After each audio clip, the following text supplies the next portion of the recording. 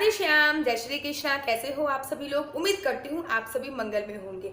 सर्वप्रथम आप सभी को निर्जला एकादशी की बहुत बहुत शुभकामनाएं। नीचे कमेंट बॉक्स में जाइए और बताइए कि आज किस किस ने एकादशी का व्रत रखा है। जब भी मेरे दिमाग में कोई शंका आती है या फिर कोई प्रश्न आता है तो मैं दो लोगों की मदद लेती हूँ।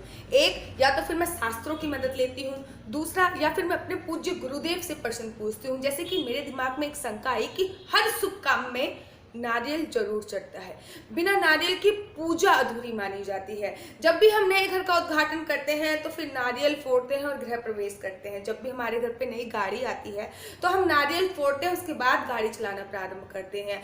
नारियल हर शुभ काम में बहुत जरूरी है, लेकिन आप लोग जानते हैं कि लड़कियों को नारियल नहीं फोड़ना चाहिए। आखिर क्या रीजन है? आखिर ऐसी क्या कथा है? आखिर शास्त्र क्या कहते हैं कि लड़कियों को आखिर नारियल क्यों नहीं फोड़ना चाहिए? इसी शंका का समाधान करने के लिए आज मैं आप लोगों के सामने लेके आई हूँ कुछ ऐसे तथ्य जो मेरे गुरुजी द्वारा मुझे बताए गए हैं या फिर जो शास्त्रों से मैंने अध्ययन किया है वो मैं आपको बता रही हूँ। सबसे पहले मैं आपको बताती हूँ कि हिंदू संस्कृति के अनुसार नारियल बहुत शुभ माना जाता है और हर शुभ काम में नारियल का उपयोग होता है। नारियल को श्रीफल भी बोलते हैं। नारियल को श्रीफल क्यों बोला जाता है? क्योंकि नारियल को श्रीफल इसलिए बोला जाता है क्योंकि श्री माता लक्ष्मी का भी नाम है। कहते हैं ना, भागवत में आया है, प्रथम स्कंद में आया और प्रथम ही अध्याय में आया है कि सच्चिदानंद रूपाय विश्वोत्पत्त्यादि हेतवे तापत्रय विनाशाय श्री कृष्णाय नमः वयं नुमा। मतलब माता लक्ष्मी के सहित भगवान को नमस्कार किया गया है। तो श्री मतलब अर्थात माता लक्ष्मी का नाम है। और कहते हैं कि जब भगवान विष्णु धरती पर आए थे तो अपने साथ तीन चीजें लेके आए थे। नंबर 1 कामधेनु गाय, नंबर 2 माता लक्ष्मी, नंबर 3 नारियल का वृक्ष लेके आए थे। इसलिए नारियल शुभ माना जाता है। और ये भी साथ साथ बोला जाता है कि जो नारियल है उसमें तीनों भगवानों का समावेश है। मतलब ब्रह्मा विष्णु महेश तीनों का समावेश नारियल में होता है। और जो नारियल में त्रिनेत्र होते हैं वो कहीं ना कहीं भगवान शिव के त्रिनेत्रों को दर्शाते हैं। अब मैं आपको बताती हूँ कि आखिर क्या कारण है कि महिलाओं को नारियल ही तोड़ना चाहिए। कहते हैं कि जो नारियल है वो उसमें एक बीज फल होता है। आप लोगों में से बहुत सारे लोगों ने देखा होगा, जब हम नारियल को फोड़ते हैं तो उसमें से एक फल निकलता है, एक बीज निकलता है।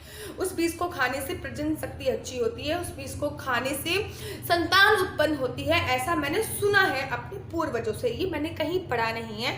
मैंने जो पढ़ा है या फिर मैंने जो संतों से सुना है वो मैं आपको बता रही हूँ कि नारियल एक बीज फल होता है और अगर स्त्रियां नारियल को फोड़ती हैं तो वो संतान सुख से वंचित रह सकती हैं या फिर संतान उत्पत्ति में बाधा उत्पन्न कर सकती हैं, क्योंकि स्त्री जो है वो एक शिशु को बीज के रूप में ही जन्म देती है। इसलिए स्त्रियों को नारियल नहीं फोड़ना चाहिए। दूसरा रीजन ये भी बताया गया है कि नारियल का उपयोग, नारियल फोड़ने का उपयोग हम बलि के रूप में करते हैं, जो कि पुरुषों, हिंदू संस्कृति के अनुसार जो कि पुरुषों का अधिकार होता है। इसलिए स्त्रियों को नारियल नहीं फोड़ना चाहिए।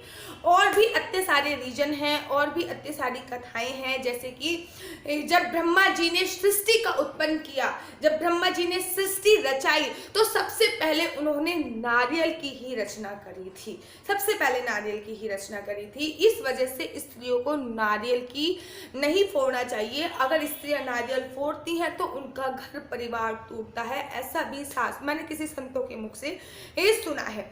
साथ ही साथ कहते हैं कि नारियल फोड़ने के बाद जो उसका पानी है जो देवी देवताओं पर अर्पित किया जाता है, स्त्रियों को उससे भी दूर रहना चाहिए। अगर नारियल फोड़ने के बाद जो पानी है वो भी पुरुषों पर ही छोड़ देना चाहिए, वो ही सारी देवी देवताओं पर इसे अर्पित करें तो अच्छा होता है। और कहते हैं कि जिस घर में नारियल की पूजा होती है वहां पर कोई भी तांत्रिक प्रभाव नहीं होता है। और जिनको जो पूरे तरीके से कर्जे में डूबे हों, अगर वो हर सोमवार को भगवान शिव को नारियल का पानी चढ़ाते हैं तो वो कर्जे से मुक्त हो जाते हैं। ऐसी अनोखी सारी बातें हैं नारियल को लेकर। अगर आप चाहते हो कि नारियल की पूजा कैसे करनी चाहिए और क्या क्या नारियल के फायदे होते हैं, कि मतलब नारियल की पूजा कैसे करें, कौन से भगवान को खुश करने के लिए क्या कैसे नारियल की पूजा करें, या फिर कर्जा मुक्ति के लिए या फिर संतान उत्पन्न के लिए कैसे नारियल की पूजा करें, तो अगर आप चाहते हो तो मुझे कमेंट बॉक्स पे लिख के दीजिए। मैं इसके बारे में भी आपके लिए डिटेल में वीडियो बनाऊंगी। तब तक के लिए मुझे दीजिए इजाजत। हर हर महादेव, जय श्री कृष्णा, वंदे मातरम, राधे श्याम।